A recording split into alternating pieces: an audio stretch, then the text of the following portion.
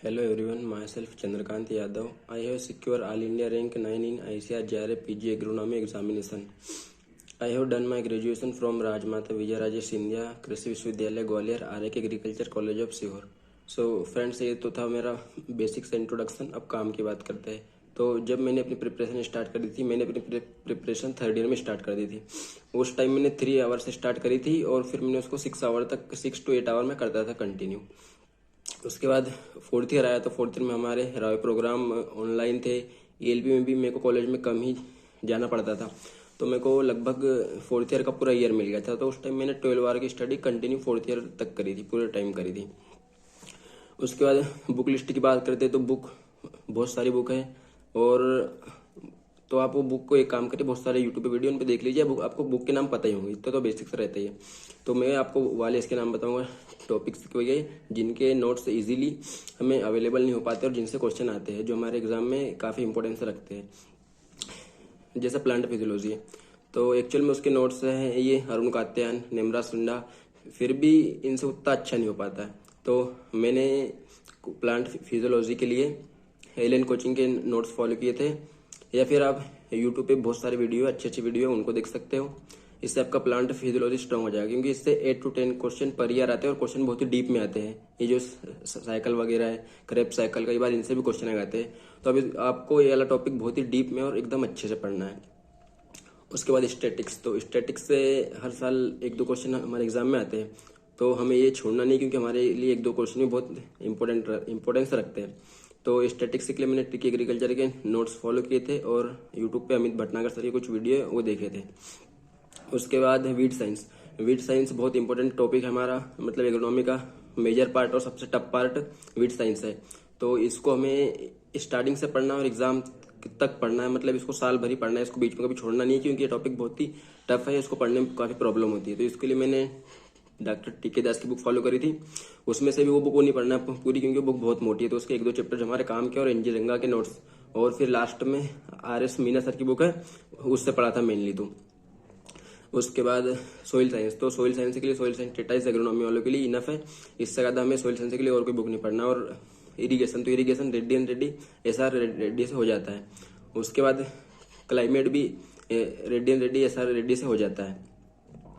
उसके बाद जैसे कुछ टॉपिक है organic farming, remote sensing, precision farming, इसके लिए मैंने ट्रिक एग्रीकल्चर के नोट्स फॉलो किए थे। जनरली इससे भी 1-2 क्वेश्चन आ जाते हैं, तो ये भी हमें पढ़ना पड़ेगा।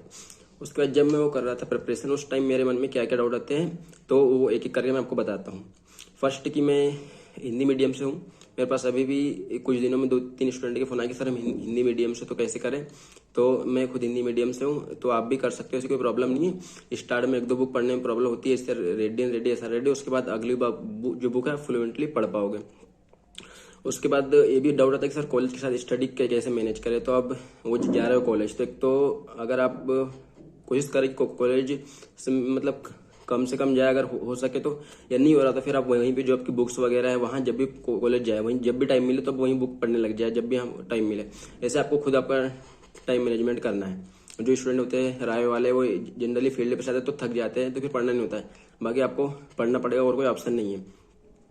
उसके बाद रोज रोज क्या करना है, तो जब आप नाइट में सोने जा रहे हो उस टाइम आपको जो कल पढ़ना है उसका एक पेज में लिख लीजिए, और उसको सुबह जब पढ़ने बैठे उसको आपकी दीवार पे चिपक लीजिए जहाँ पढ़ने बैठते हो। उसके बाद जो जब दिन में उसके अकॉर्डिंग पढ़ते रहिए। जब शाम को देखो कि आपका कितना हो रहा है उसमें से जो अपने कल आपका गोल था, तो अगर ऐसा नहीं हो कि आपका रोज का रोज 100% हो जाएगा, अगर उसमें से 80%, 90% भी हो रहा है, तो वो आपके लिए सफिशियंट। मेरा खुद का 100% बहुत कम होता था। और उसके बाद में आपके पास मतलब आपका एक ऐसा 1-2 फ्रेंड होने चाहिए जो आपकी सेम ब्रांच से तैयारी कर रहे हो। उससे फायदा ये होगा कि आपके मन में जो भी डाउट वगैरह है आप उससे क्लियर कर लोगे। मेरे साथ ही मेरा दोस्त सुबह में तो हम दोनों आपस में जो भी चीज़ नहीं बन रही वो आपस में उसको बात कर लेते थे, तो उससे वो चीज़ें ईजी हो जाती थी और याद रहती थी लॉन्ग समय तक के। उसके बाद वो कैसे करना है बुक का रिविजन, तो मैं कहूँगा कि भले बुक कम बुक पढ़ो, बट जो भी बुक पढ़ रहे हो उसको एक बुक को मिनिमम 4 to 5 टाइम पढ़े, क्योंकि लॉन्ग टाइम तक याद रखने के लिए 4 to 5 टाइम या उससे भी ज़्यादा ही पढ़ना पड़ेगा। अब कुछ स्पेशल बताता हूँ टॉपिक्स या फिर स्पेशल पॉइंट्स जो आपको करना है इस समय। तो जब अब इस समय आपको कॉलेज में एनसीसी एनएसएस स्पोर्ट वगैरह इनसे दूर रहना है। उसके बाद जो आपका वो है सोशल मीडिया, इंस्टा, स्नैप, इससे भी दूर रहना है। और जब पढ़ रहे हो तो आपको आपके माइंड में जो चीज़ पढ़ रहे हो वो आपके सबकॉन्शियस माइंड में भी चलनी चाहिए। उस जैसे आप मैच पढ़ रहे हो तो मैच की इमेज आपके माइंड में आ गई। उसके बाद आपके साथ ये होगा कि जब आप फर्स्ट टाइम पढ़ रहे हो तो चीज़ें उसमें नहीं आएंगी, समझ में पढ़ने का मन नहीं करेगा, लेकिन आप उसको एक बार पढ़िए। उसके बाद जब सेकंड या थर्ड टाइम पढ़ोगे आपको चीज़ें अच्छी लगेगी, पढ़ने में इंटरेस्ट आने लगेगा, ये होगा। और जब आप पढ़ते हो तो आपके दिमाग में भी क्वेश्चन आता है कि जो मैं पढ़ रहा हूँ ये काम का है कि नहीं है, या फिर ये एग्जाम में आएगा या नहीं आएगा। तो आपको ये सब नहीं सोचना है। सबके साथ होता है, मेरे साथ भी होता था, पर आपको ये बिल्कुल नहीं सोचना है। आपको आपका काम है पढ़ना, बस आप पढ़ते रहिए।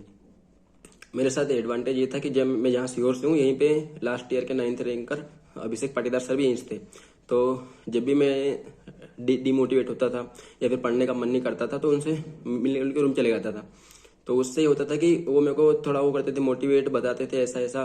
तो उससे मेरे को काफ़ी फायदा मिला और शायद मेरा वो तो हो जाता सिलेक्शन।